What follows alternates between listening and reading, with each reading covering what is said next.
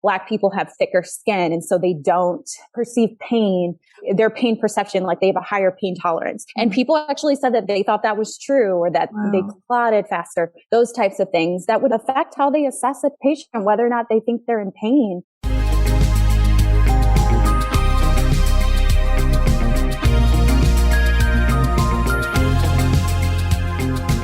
You're listening to the Mommy Labor Nurse podcast, where you'll gain the knowledge and confidence you need to erase the unknowns of pregnancy and birth and rock the newborn days like a boss. My name is Liesl Teen. I'm a fellow mom, labor and delivery nurse, and your host. Each week on this podcast, you'll hear a mix of birth stories, expert interviews, and other fun pregnancy and birth-related content. As a reminder, anything you hear on this podcast is not medical advice. Please see mommylabornurse.com/disclaimer for more details. And now let's get into this week's episode. Happy Monday, guys. So this week, this episode of the Mommy Labor Nurse podcast is all about the realities of Black maternal health here in the United States and what we can do to spark change. So this episode I actually did put out last year or a year and a half ago, but I wanted to re-release it today in honor of this week, Black Maternal Health Week. So we at Mommy Labor Nurse have done some feed posts over on Instagram and stories about this topic before to help raise awareness. But I knew with this podcast, I wanted to take more of a deep dive here on the podcast and just talk a little bit more about this subject. It's a really heavy topic that can just be really heavy in some ways, but it's really one that needs a lot of light, right? If we're going to spark any kind of change surrounding racism in healthcare and specifically in Black maternal health, I truly believe that awareness is the very first step. So this year, the Black Mamas Matter Alliance is sponsoring the 5th annual Black Maternal Health Week with the goal to raise awareness about the problems, enrich the dialogue surrounding Black maternal health, promote solutions, policies, and research, and increase community involvement, all surrounding the disparities in Black maternal health care. And my goal with this episode is just to be a part of that wonderful conversation. So today on this episode, joining me is my dear friend, Jasmine Johnson, an MD, wife, mom of two, and maternal fetal medicine fellow at the University of North Carolina, Chapel Hill. Go Tar Heels. She's also the founder and content creator for the blog and Instagram account at Mrs. Mommy MD, if you want to follow her over there. So today we discuss statistics surrounding the Black maternal mortality rate, why this is such a staggering number, her personal history navigating the healthcare system as a Black mom, actionable steps that providers and Black mothers can take to address this issue, and so much more. So let's dive right in. So tell me, are you one of an estimated 80% of pregnant women that's hoping to give birth without an epidural? I hate to break it to you, but simply wanting it might not be enough. After the unmedicated birth of my first son, Walter, I knew I had to create an affordable online birth class designed just for moms that wanted to do the same. And that's how Birth It Up, the Natural series, was born. Learn more about how to make your dream of a natural hospital birth a reality at mommylabornurse.com/naturalbirth. You can totally do this, and we can help.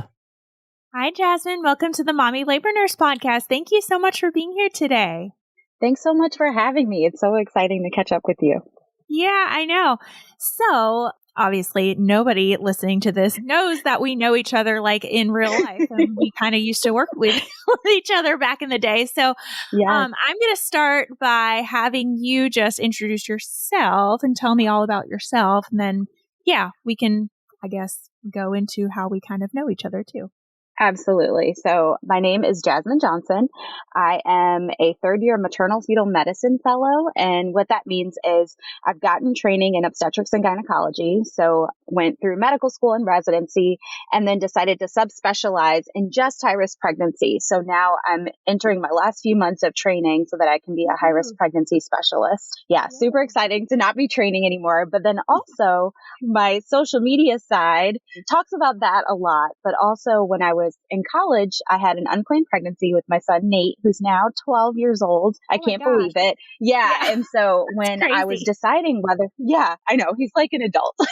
I was deciding whether or not, medical school was still for me after I had this, obviously a huge change in my life and wasn't sure if being a mom and being a doctor could be something I could do. And it sounds crazy now because we know so many physicians online who are talking about their role as a parent and their role as a physician. But back then in 2008, there weren't any blogs about it. And so I decided to start my own blog called Mrs. Mommy MD. And I chronicled my time through medical school, residency, and now fellowship. And that's kind of the awesome side of being a physician and being able to provide some mentorship that way. Yeah, that's awesome because I remember when I kind of started Mommy Labor Nurse and we chatted like a long time ago and I looked at all of your stuff and your website. I mean, you're like an OG blogger. Like you were blogging back when like people were not blogging. Yes. I always say it was like my free therapy at first. It was just like a journal, and it's amazing what the community has turned into because it's been such a great way to have connection and like keep up with friendships that you otherwise wouldn't have been able to make. So it's really cool. Yeah, cool. Well, just on a side note, so Jasmine and I know each other in real life. She did, I guess, how many years were you at WakeMed? How many? 3 or 4? Yes. 3, right? We do 3 of our 4 years is at WakeMed. Yep. Okay. Yeah. So I was a nurse. I think actually the first year that you were a first year resident was my first year there too. I think so. We were both there. Yeah. We were both there. I was back when I was full time on nights before I had Walter. So you were a resident and I was a nurse and we had plenty of deliveries with each other. Oh my gosh. The WakeMed labor and delivery crew is the best. I miss you guys so much. So yes. We miss you too. All right. Well, Jasmine, we are going to talk about a kind of a heavy topic today, but something that I really, really wanted to do a whole episode on because I think it needs a whole episode. And I wanted to bring you on here because I think you just are a super expert in it and just a super expert in everything. And I just love you. So I want you to talk about this in depth. So this episode is about the Black maternal mortality rate. I think I want you to just start. Can you just tell us like some statistics and why this is an issue and just lay it out flat for us? Yeah, absolutely. So I'm so glad you're doing this topic because I think that for so long, people have been doing research in this field and now it's starting to get recognition. But these statistics that I'm going to share are the most recent ones. However, this has been an issue in our country. So just to kind of set the stage, we consider the United States a developed nation. So we have a lot of resources that should put us kind of on the forefront when it comes to healthcare and the health of the people who live here. But when you compare us to other developed nations, we actually have the highest maternal mortality rate. And so when we calculate maternal mortality rates, it's the number of maternal deaths per 100,000 live births. And it seems like a big statistic, but just to kind of put this into perspective, about 700 women die in the United States every year related to pregnancy and pregnancy-related causes. And our most recent maternal mortality rate is about 17.4 deaths per 100,000 live births. But that's for everyone in our country. When you separate that by race and ethnicity, that's when we start to see this staggering disparity that everyone is talking about now. So when we look at maternal mortality rates by race, American Indian and Alaska Native and Black women are 2 to 3 times as likely to die from pregnancy-related causes than white women. And this statistic has not changed since, the early 2000s, since the 90s. At one time, the gap was even bigger. We were saying about probably earlier in my residency, that disparity was 3 to 4 times higher for Black women compared to white women. And we don't see that it improves because Black women have less comorbid conditions or there's no risk factor to explain it, is what I'm trying to say. It's not explained by a history of certain things being more prevalent in the Black community. It's not explained by poverty, education, or access to care. And I think what illustrates that really well is that, when the CDC does their maternal mortality statistic overview, they look at social determinants of health or things pertaining to how a person interacts with their community and the resources they have. And what we found is that Black women with at least a college degree were still 5 times more likely to die from pregnancy-related causes compared to white women who did not graduate high school. And so I think that that right there hits the nail on the head. There's something going on in our country where it's putting communities of color in vulnerable positions, and it has nothing to do with something inherent in that community. So I'm glad we're talking about this and happy to get more into the data, but that's kind of like the global overview. Yeah, no, I love that you laid that out. That was perfect. So something that I have gotten in the past, I posted on this recently a month or so ago. Yeah, it was right at the beginning of February for Black Mystery Month. We did a post on it, and I had not very many, but a couple messages from people. Just some of them were just curiosity of like, this seems like it does not exist. Like, this does not make sense. And then other ones were just kind of more hater, kind of like just like, that's not true. This is a false. So I guess what would you say to those types of people? More the haters, not the people who are genuinely curious. But what I say back is like, these are numbers. It's nothing like, this is data. Like, how can you say that this is like false? So I guess you probably get maybe some of the same, or have seen some of the same comments, or have seen like that's absolutely not like, there's no way that that's true. Like, why would, I treat everybody the same when I take care of it? Like, so I guess what would you say back to those people? Yeah, I think, the first thing, and I'll address the people who are really curious and want to know more. I come from the perspective of a researcher in that you're absolutely right. We are using data to inform policy and decision making and protocols in hospitals. And so this data that I'm presenting is our country, and it's collected by the Center for Disease Control, which is a nonpartisan, non-biased entity that just collects information from birth certificates and death certificates and maternal mortality review committees that consist of stakeholders. They actually a lot of times don't include patients. So there are people that are not involved in the case and are tasked with figuring out the cause. And so I think that, it's not biased information that we have on this issue. And so to those who don't believe it, I would say the best thing to do would be inform yourself on how the data is collected, because maybe there is some misinformation out there about how it's collected and the numbers that we have. I think seeing the charts and the actual numbers, but then on the other side, also, behind every statistic is a family that's been devastated. And if what pull you in, I would look up Charles Johnson, whose wife Kira died after a routine cesarean delivery after she bled to death because no one came to reevaluate her abdominal pain in the hours after her surgery. Shalon Irving, who was a PhD who worked for the CDC, died of a stroke related to preeclampsia because she went to her doctor multiple times and was told that it was just postpartum stress, and she ended up having a stroke and died days after delivery. And she researched this, and she was also a Black woman. And ProPublica, Nina Martin and some of her colleagues wrote something called Lost Mothers, which was in 2017. They basically tried to find all the 700 women who died, or mothers who died in the United States, and found their stories. And so it puts a face with each statistic. So I say to the people who don't believe that this is really an issue, how can you deny a woman's face or a picture or her husband telling her story as he's raising now 2 young boys as a single father? I don't think you can not believe it when you hear those words and see those faces.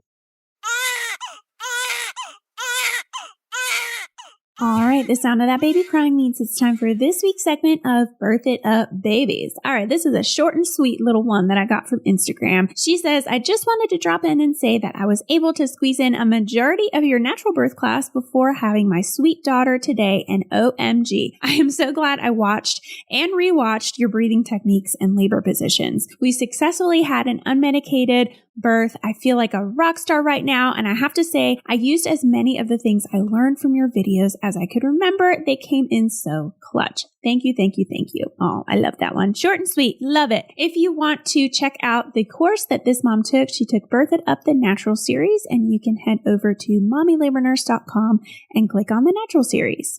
All right, let's get right back into this week's episode. All right, Jasmine. So you are personally a Black mom of 2. How old are your kids now? I have a son who's 12 and a daughter who's 7. That's crazy. So do you feel like you were ever treated differently, just like with your personal experience being Black and being a mom? And like, do you ever feel like you were just treated any differently? Yeah. So I feel blessed to have had very medically low risk pregnancies. So everything for the most part was pretty straightforward. I had a pretty socially high risk situation, just having my son in college and all of the instability, kind of navigating being a single mom. And for both of my pregnancies, I had wonderful obstetricians. So I'm so grateful to both of them because I felt like they did not treat me like what the narrative is right now for Black moms in America. But having had one child, in Detroit, uninsured, single Black mother, and then having one child as a medical student with insurance, married, I felt the stigma and the differences of what care and trying to navigate the system is in those different situations. So gotcha. Just, some research has shown that by virtue of just where your zip code is, that can impact an outcome. So as someone who was on Medicaid insurance, I had a limited amount of providers I could go see. I started with a doctor who was delivering at one of the very new cutting edge hospitals. And then because of my insurance, thankfully I was able to stay with my doctor, but I ended up delivering at one of the state hospitals in Detroit. And although the care with my doctor was wonderful and my labor and delivery nurse is I still to this day remember my labor as such a joyous occasion, the stark contrast of experiences just by virtue of having, a state health plan versus private insurance, delivering in a city that is under-resourced and has decreased access to care compared to delivering in a suburb that's one of the wealthiest in the state where I was going to medical school, and I'm not a different person in those situations. I'm the same Jasmine, but my care was different and the experience I had was different. And honestly, that kind of lit a fire in me so that when I became a physician, I didn't feel short-sighted in the fact that even though I'm able to give this type of care at this hospital, there are so many people just because of where they live, the resources they have, no matter how health literate they are limited in getting evidence-based excellent care. And so I just want to make sure that I am for my patients what my doctors were for me. No matter where you are, you should be able to have physicians that partner with you and listen to you and provide the best standard of care because that's how we correct these inequities. Yeah, totally. No, that's great. And I can't agree with you a lot more. Where I work and I think it's just interesting to see. I don't think there's any difference in the care that people receive going through WPP versus the private practice that we go with. But it's just a different class of people. And I think it's great that you kind of took that experience that you had and now, you're I want to work with it sounds great to be at a private practice and probably, you have certain benefits if you work at a private, blah, blah, blah, blah, blah. But it seems like you want to serve the people who actually need. Exactly. And you want to serve everyone. I totally agree. The training that I got in residency, I think that one of the strengths of the program was that we weren't isolated to one particular environment. You're on a labor suite where you have someone who just immigrated to the United States, laboring next to a professor, laboring next to someone like me who's a student. And so, and we provide the same care for everybody. And I think that we in our bubbles take that for granted sometimes because that is not the experience of everyone. Even speaking to my friends who I went to college with who are now having children, just the things that their doctors say to them and the way that they feel after interactions, it's almost appalling. And so I think that having these conversations and making sure that we don't just stay within our bubble and we speak out about these things, make sure that everybody, no matter where they deliver, where they get their prenatal care, is going to get that type of care. Yeah, absolutely. Well, that kind of transitioned into this next question about your practice. So you're a Black mom, but you're also a doctor, obviously. So have you ever witnessed anything concretely in your practice or in your schooling, anything from your colleagues? So I think that we have to acknowledge that racism in medicine is everywhere. And a lot of it now sometimes is more dangerous because it's more insidious. It's the way that we teach. It's the way that we use our biases to come up with a diagnosis. And so an example of this is we had someone come to our hospital. He was like a device rep for a postpartum hemorrhage management system. So this is a system to help us more accurately measure blood loss after deliveries and hopefully prevent postpartum hemorrhage for everyone, right? And so we were piloting this device on our labor and delivery unit.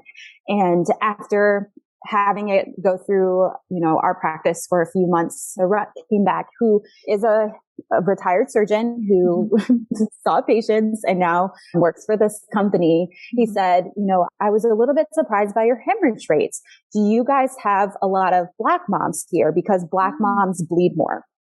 And this was like a morning conference, room filled with our labor and delivery nurses, our nurse leadership.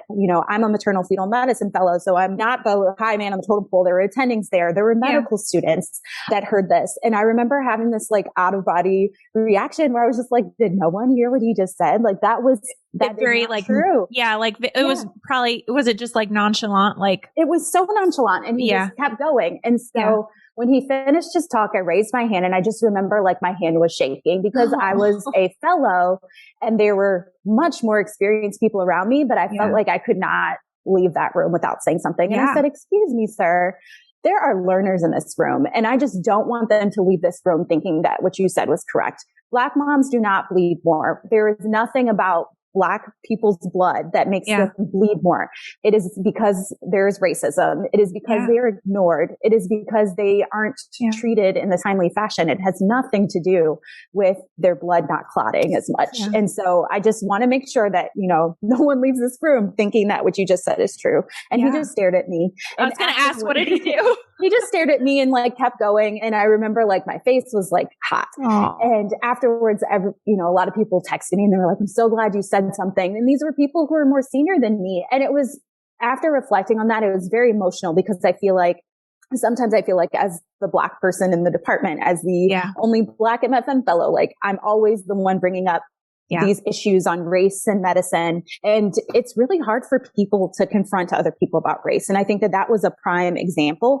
And it also, again, just let me know, like, I need to continue to speak. We all need to speak up because if those medical students have left there and then went to be physicians and thought that like Black women were coagulopathic, I don't know how that would change treatment. Like maybe they would let Black women have higher blood loss because you never know. Tolerate it. You don't know. You don't know. And, that is similar to this study that they did in the University of Virginia, where they actually polled nursing students and medical students on these like true or false statements. And some of them were actually true and some were just false and like kind of racist statements about difference between Blacks and whites. So like, for example, Black people have thicker skin and so they don't perceive pain, their pain perception, like they have a higher pain tolerance. And people actually said that they thought that was true or that they clotted faster, those types of things that would affect how they assess a patient, whether or not they think they're in pain. Totally. And we actually did a study on our postpartum unit after routine cesarean delivery. And what we found is that Black women reported more severe pain scores by the staff that came in and assessed their pain. However, they received less assessments by nurses and they received less pain medication compared to white women who did not have as highly reported pain scores. And so again, I don't think the people in our units are racist. I don't think they ignore Black women and don't assess their pain intentionally. But I think we do need to take a step back and think about like, what have we been taught? What has been like perpetuated through medicine that is just reinforcing some of these like racist structures and beliefs that's impacting how Black patients are getting care and patients of color in general. And so it's uncomfortable, but I'm so glad I raised my hand and confronted that old white man. And I hope that I inspired other people to do the same when I'm not the only Black person in the room or when there isn't a person of color in the room, just because we're not going to change mindsets and views until we start talking about it. Yeah, absolutely. No, I think that's a perfect example. And I mean, gosh, it's so easy to do, it's just so, I'm sure it's hard for people to speak up, but it's also just so easy to just say, hey, did you mean what you just said? Or like, actually, that's not true. It's perfect. Like just a simple thing that you can say that just, I mean, you don't know, that raising of your hand could have made such a difference in every single person in that room, just in the way that the next person that they take care of, it's like, oh yeah, Jasmine said this, like, or if you hadn't raised your hand, maybe Right. it's not something that they're thinking about while they're taking care of their patients. That guy in the meeting said that Black moms don't clot as much, but it's like, it's just in the back of their head. So that's going to impact their practice. Exactly. So, yeah, no, I think that's great. I think that's a great example. Well, I want to talk about actionable steps. Okay. Mm-hmm. And while we're still talking about providers and actual stuff that you've taken, let's talk about that first. So obviously speaking up and having conversations is one, but are there any other actionable steps that we as providers can take to address this issue? Yeah. Well, I think looking at our own biases. So we all have implicit biases. And so we need to educate ourselves on what they are so that when we do see them kind of playing themselves out, we're able to take a step back. Exactly like you said, you know, reflecting and saying, well, what did you mean by that statement? Can you support that with data? Just making sure that the things that we're practicing are evidence-based. So a great example right now that everyone is starting to look at. So at our Society for Maternal Fetal Medicine meeting, one of the presenters looked back at a study where basically ACOG, or the American College of Obstetricians and Gynecologists, were recommending different thresholds for hemoglobin cutoffs for treatment of anemia in Black versus white patients. And so it actually really isn't rooted in really good data. But Black patients, basically, they were saying, you know, wait till they're more anemic to treat them, because there was this like historical thought that like Black patients at baseline have lower hemoglobins, which we've now debunked that. And that helps to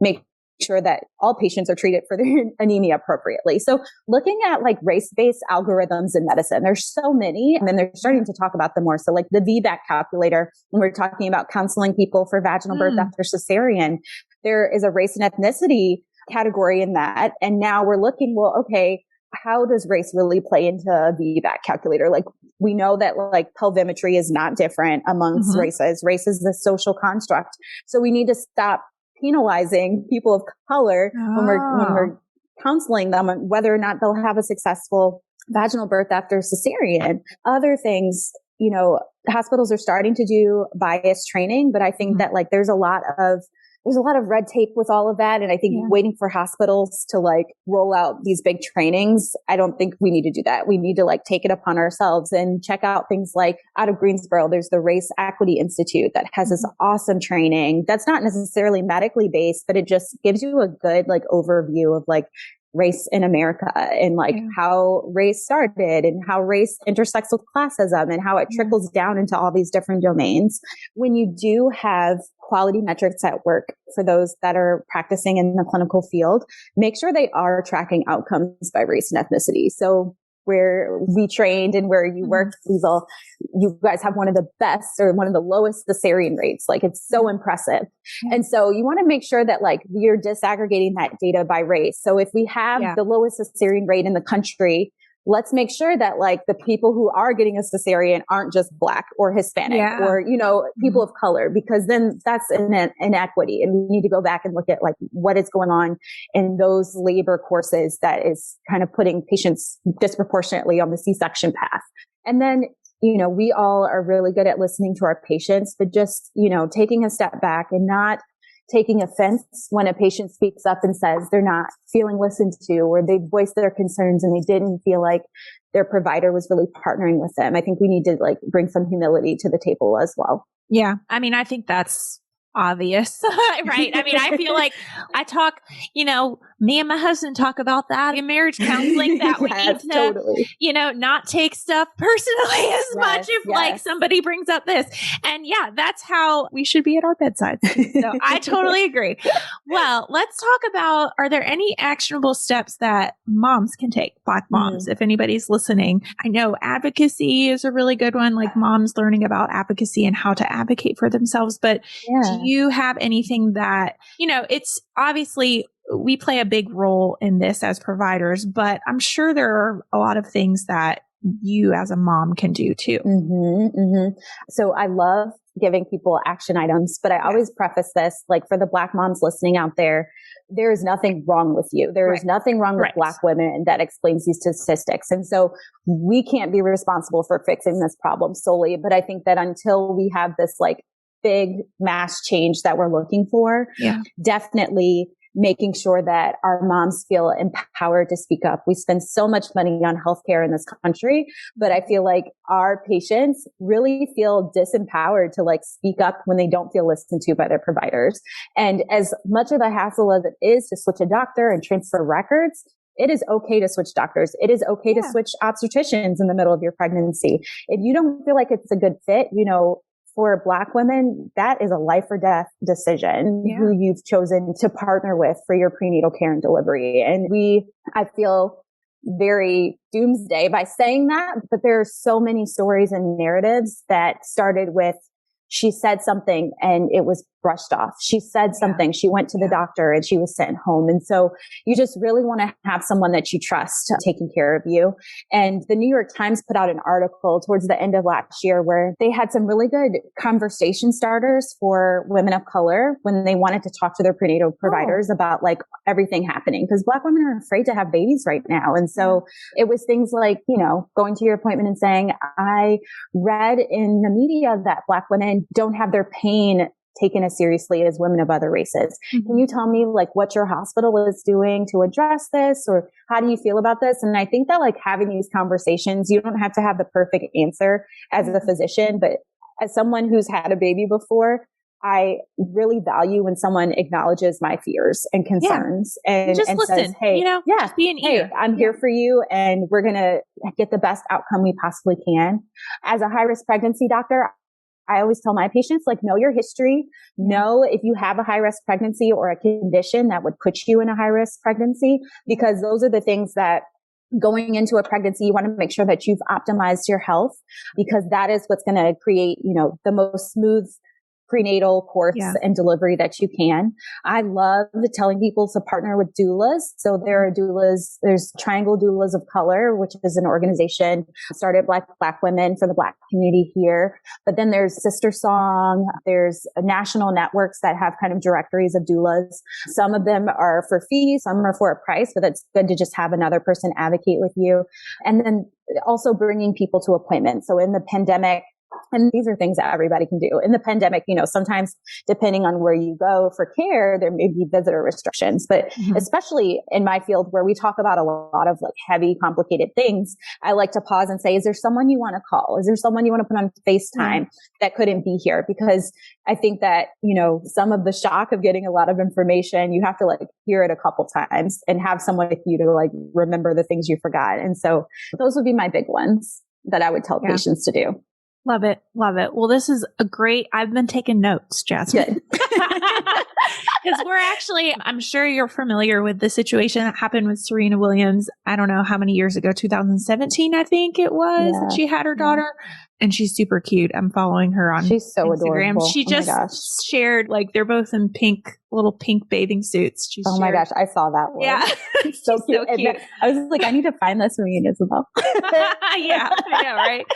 So she's a perfect example. And we're sharing a quote today by her for our post today for Black Maternal Health Week. And I just wrote down the Sister Song and the Triangle Doula. We'll definitely share those as well, because that's one of the actionable steps that we say too, is like, doulas, like, they can make a huge, huge difference regardless of if you're a person of color or not. They can make a huge difference in just your whole birth experience. So we're very pro doula.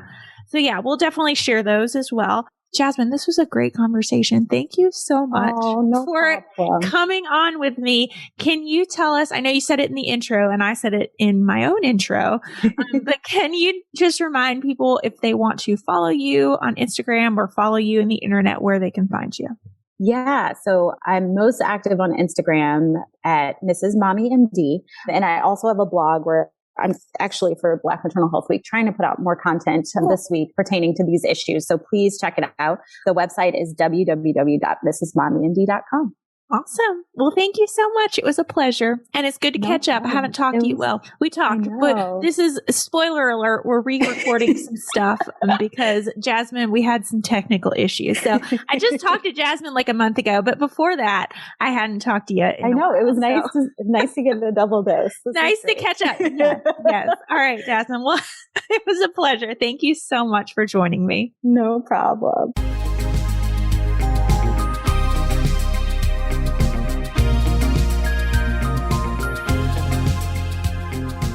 All right, guys, that wraps up this week's episode. Thank you so much for tuning in and letting me be a part of your motherhood journey. It is truly an honor. If you like what you heard, don't forget to hit that subscribe button so you never miss an episode. And I love hearing what you guys think of the podcast. So if you're liking what you hear or you have a suggestion, I'd be so grateful if you'd go ahead and leave me a review wherever you're listening to help more mamas just like you find the show. What do you think? Are you starting to feel a little more confident about your pregnancy and birth? Well, if you want more, be sure to head on over to mommylabornurse.com/podcast for today's show notes and a library of episodes so you can keep getting educated before your upcoming birth. And while you're over there, be sure to check out the blog and learn about our online birth classes.